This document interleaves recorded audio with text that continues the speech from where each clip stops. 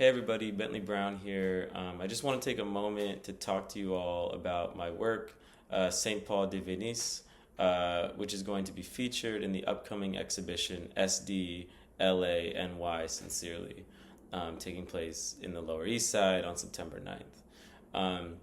Saint-Paul-de-Venice is a painting reflecting on a article by James Baldwin that was featured in Architecture Digest, where really he's talking about this search of home, really talking about this process of finding this place that we call home, that eventually lands him in the south of France, following the tumultuous period of the civil rights movement, in particular from 1968 to 1971.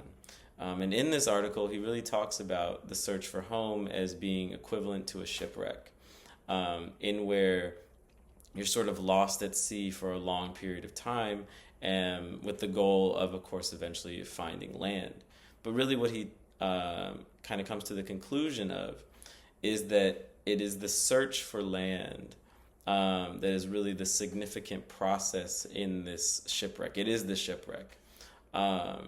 And that being very similar to this notion of the search for home, that it's not about kind of the final destination of finding home, but rather it's about this process of doing so.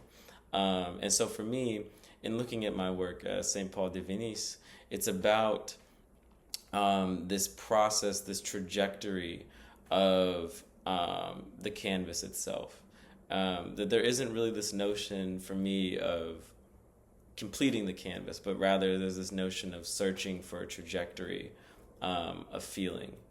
And for me, this is really how I understand this notion of home. So often we think about home as a final place, right? That maybe it's the place you come to at the end of the day. Maybe you've saved up money for years to buy a home, right? It's kind of seen as the end point. But for me, home is really meant to be this space to facilitate growth. And it's something that's constantly changing. It's something that's constantly evolving. And I think as artists, we are constantly interacting with different environments, and essentially synthesizing them into our understanding, at least at that moment, of what we've experienced. And to me, this is really at the center of Saint-Paul-de-Venice. It is this practice of, synthesizing our ideas of home, bringing in our environments that we're encountering and trying to make some sense of it. And really trying to come to this feeling that home gives us. Because at the end of the day, home is not necessarily a place, but rather it's a feeling.